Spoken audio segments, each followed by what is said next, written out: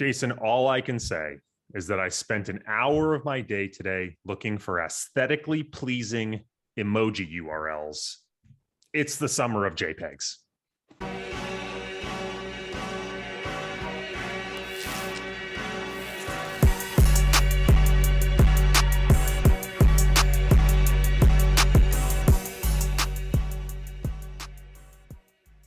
All right, so you pointed out to me, we saw the rise of NFTs and it got really hot in just traditional media, but that's kind of died down recently. But you pointed out to me in the last 2 weeks, you've seen a huge rise in trading volume of NFTs. And where did you find that, or what kind of tipped you off? One of the things that I do pretty proactively is I try to develop Twitter lists for areas that I'm interested in. And I have a list of crypto Twitter participants. They certainly verge on the degenerate side of things, but I think there's value add there, both from the informational and the cultural perspective. And one of the things I noticed about 2 weeks ago was a big uptick in the discussions of NFTs. And then in the last week or so, an absolute explosion in one particular NFT called Pudgy Penguins. Suddenly, everyone was changing their avatar to whatever Pudgy Penguins they were acquiring. And it wasn't hard to see, looking at OpenSea, which is where a lot of these NFTs trade, looking at the trading volume there. And then there's other dashboards we can talk about where you can look at this data. But the first hint to me was seeing all the crypto Twitter activity talking about NFT movement. Another interesting piece to that we're talking about is now this idea is coming out with floors, is like also the new kind of nomenclature in crypto, and maybe indexing floors and fractionalization, especially with like crypto punks. Like, what have you found? Like, what is a floor? What is an index? And how can people get involved in these crypto punks in this way? So the floor price is basically what is the lowest price that any of these NFTs are trading for. So CryptoPunks is a great example where you have these pseudo-randomly created art projects of these punks. They're all have different features. Some features are more rare, others not. And the price that an individual punk costs is related somewhat to the rarity of its features, as well as how the community just finds it to be aesthetically pleasing, or whether it's of particular value to a given user. But at a certain level, there's going to be a certain set of punks that just sort of fall to the floor, that under which someone's a buyer that says, I just think punks deserve to be above a certain level, but they are, as a cohort, sort of either have the most common features or the least aesthetically pleasing. Now, historically, you've had to pretty much just buy one NFT at a time, but there are some interesting new projects coming out that are allowing for the fractionalization of NFTs. So we're coming full circle here from a non-fungible token to a semi-fungible non-fungible token. But it's analogous to kind of like indexing, and it's kind of a first way you can kind of get into an index of CryptoPunk NFTs, and then they have the fractionalization of the index. But if I'm a holder of a floor price CryptoPunk, I can put it in there, get index tokens back. So now I've diversified, and now I have this basket index of CryptoPunks NFTs, and I can look at it as a pseudo index on kind of NFTs overall. Is that the way you look at it? Yeah, there's this great Twitter account. Her name is Emily. Her handle is Automata Emily. Recommend everyone check her out. She just wrote this great post that likened a lot of this to how emerging market bonds trade. Super illiquid bonds that individually there might not be much of a market for, but if you can put them all together in a basket and trade shares of that basket, it may provide much more liquidity because people are willing to take that risk in holding a share of a diversified basket. So we're seeing sort of two forms of fractionalization come out. One that is like sort of that diversified basket approach. ntsx.org. Yeah, so it's not ntsx.org, it's nftx.org, like NFTs. Not really sure why I made that mistake. Okay, back to the show. Allows people to put their NFTs into a vault. And what they get back is a token that represents their ownership of an NFT in that vault. And those tokens can then be traded in a lot of the decentralized exchanges. So Sushi Swap or Uniswap or something like that. And so it's possible for someone like us who maybe doesn't want to buy an individual CryptoPunk for 15 ETH and doesn't want to take that concentration risk, we might be able to go buy punk tokens that are related to the punks that are in this vault. Now, all the punks in this vault trade at the same floor level. So there's an interesting arbitrage opportunity potentially. If you can figure out, well, one of these punks actually deserves to be trading higher, I can go buy the coins.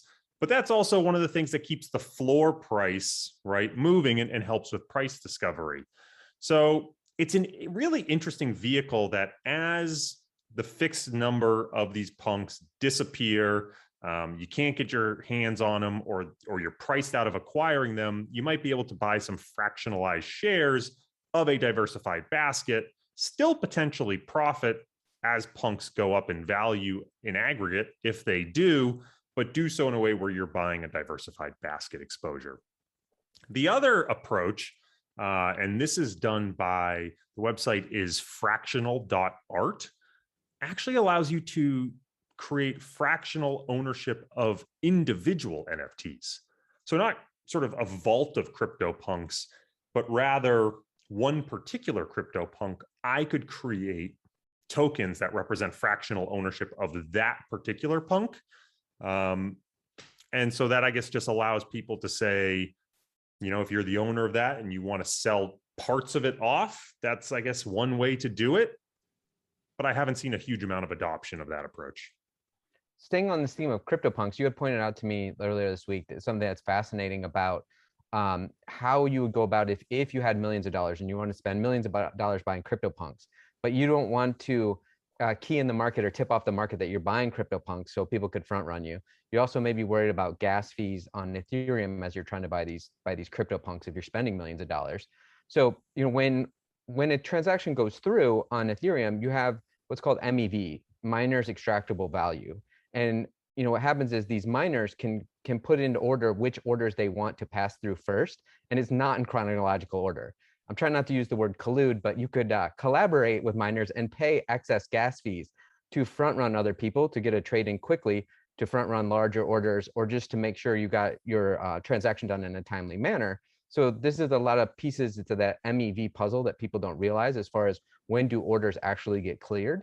And so you pointed out to me there's a fascinating way, I think it's through Mining DAO, where if you wanted to spend millions of dollars on CryptoPunks or whatever, there's a way of almost creating these what we have in traditional finance, like algorithmic order execution on dark pools or iceberg orders. But there's actually a way to do this when you're buying NFTs, if you can explain that a little bit better.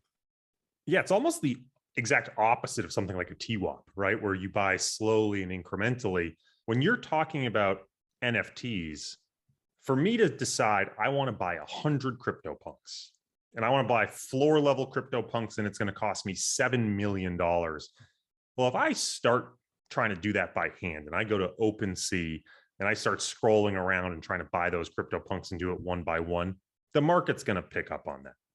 And so the question becomes, how do I buy as many of these punks as possible, creating as little market impact as possible? Well, in traditional finance, you would normally like basically spread your order out over time. Your meta order, right, would be comprised of a lot of small orders, and you might do something like a TWAP. In crypto, you might do the exact opposite. You might create an order that is structured in such a way that you get all of the orders done in one atomic block. They all go off at the exact same time, and I don't think the word is wrong to say you're bribing miners to make sure that no one can front run you. So you might pay 5 ETH to get $7 million of CryptoPunk orders through, such that no one can front run your order, and it's all done once the block is mined. Yeah, it's a fascinating, like you said, reverse instantaneous order.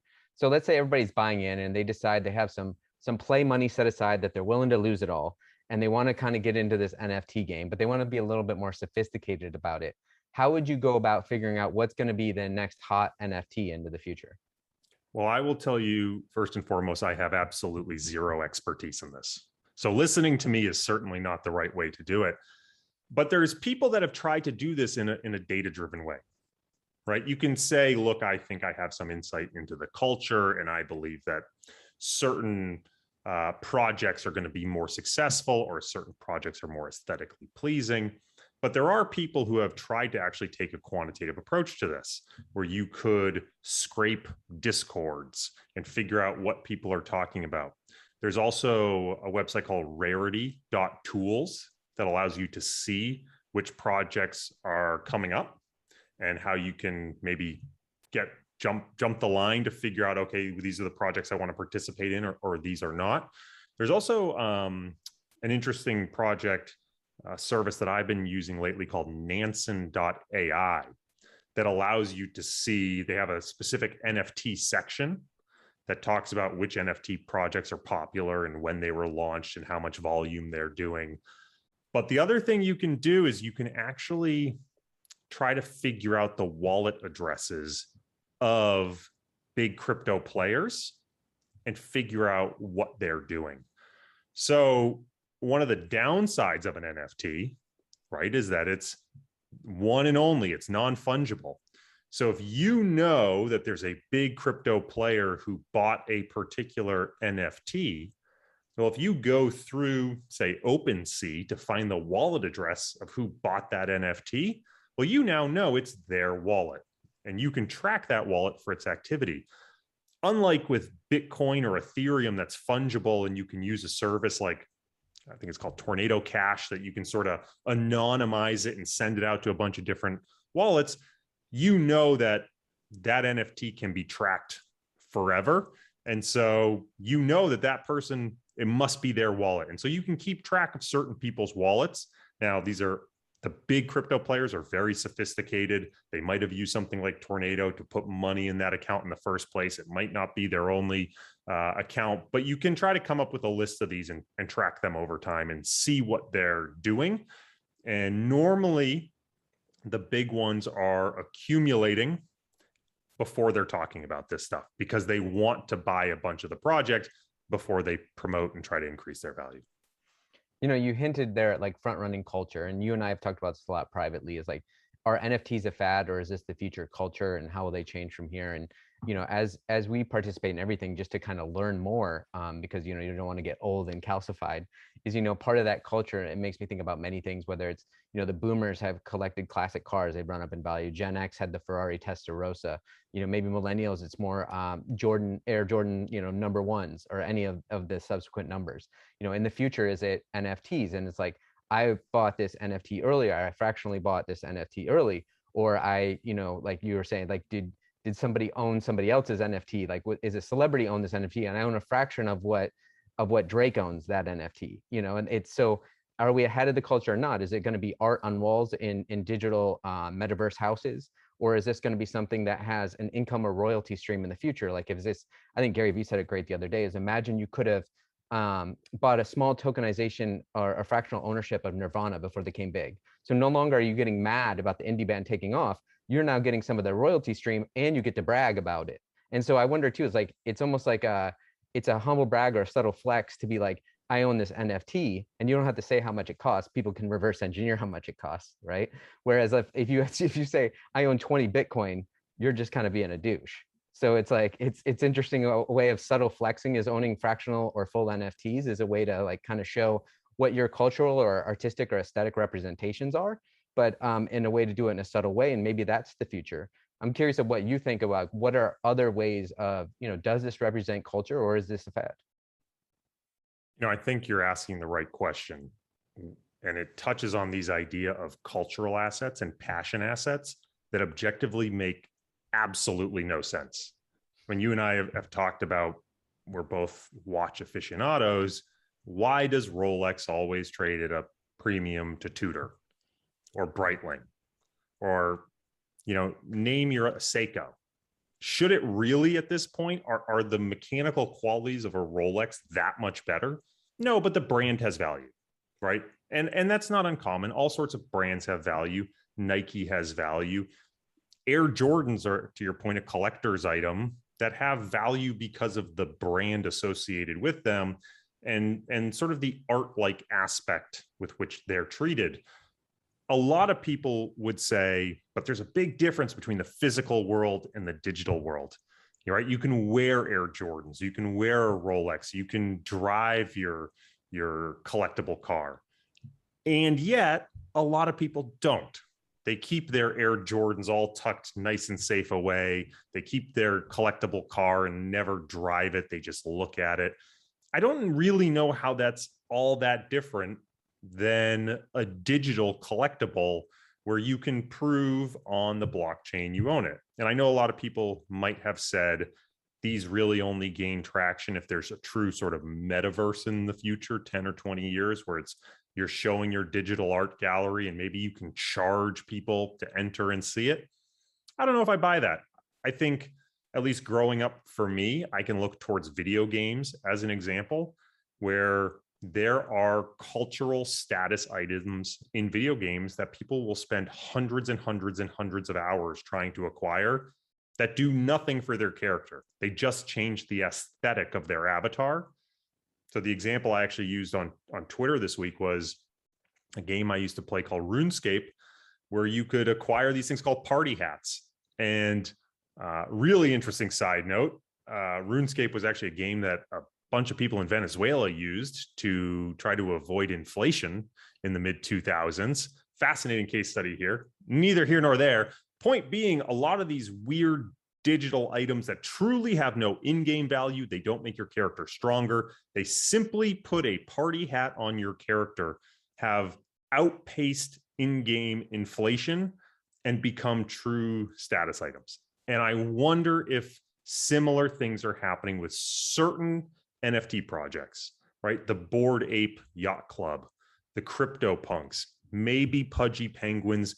I'm sure there are a number of others that are in the same vein that have hit sort of that cultural, sort of takeoff point, that they've become part of the crypto culture, and because of that will retain their value over time. I wonder about, like you said, you have an entire generation that's accustomed to buying skins in virtual games and things like that. But I was having this great conversation that was very similar.